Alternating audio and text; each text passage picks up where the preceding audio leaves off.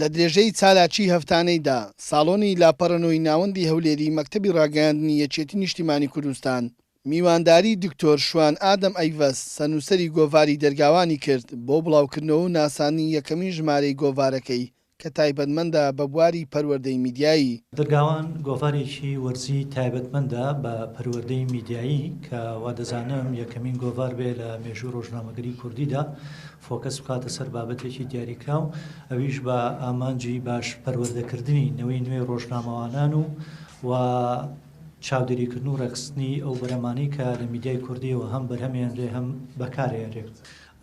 دەرگاوان ئەگەر لە ناوەکەی ئەو دەست پێکەین کە زۆرجار پرسیارێک لێ بۆچی ناوی دەرگاوان هەڵبژێراوان. دەرگاوان لە عەرەبیە پێی دەوترێ حارس البەوابە، لە ئینگلیزیە پێڵەن گەیت کیپە، مەبەستلەی ئەو کەسەیە یا ئەو فلتەرەیە کە ڕێگادا یا ڕێگا ئەگرێ لە چاپ و پەخش و بڵاوبوونەوەی ئەو بەرهەمانی کە لە میدیاکانەوە دەرەچن، چ بە شێوەی نووسرا و چ بە شێوەی بیسترا و چ بە شێوەی بینراو.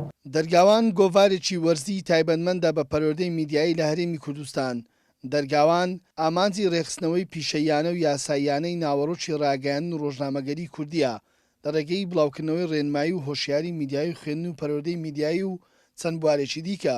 یەکێ لە ئامانجەکانی دەرچوونی دەرگاوان ئەوەیە ڕۆڵ و بەهاو کاریگەری دەرگاوان واتە دەرگاوانی میدیایی بگەڕێنێتەوە بوونەوە میدیاکان و میدیاکان ئەو پەیامانەی کە بەرهەمی ئێنن و چاپ و پەخش و بڵاویەکەنەوە بە جۆرێک بێ کە ڕووی مەجلیسی هەبێ و بشێ هەم بخوێنرێتەوە هەم سیر بکرێ هەم گوێی لە بیگرێ.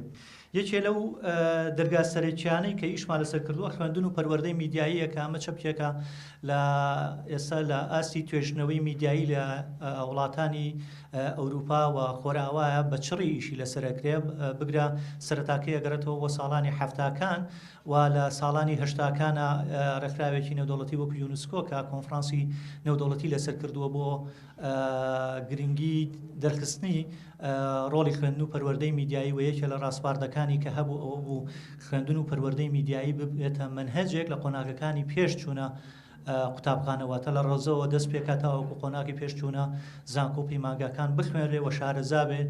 گۆڤاری دەرگاوان گۆڤارێکی وەرزانەی تایبەتمەند بە پەروەردەی میدیاییە سەرنووسەرەکەی دکتۆر شوان ئادەم ئەیڤەسە و لە شاری سلێمانی چاپ و بڵاو دەبێتەوە.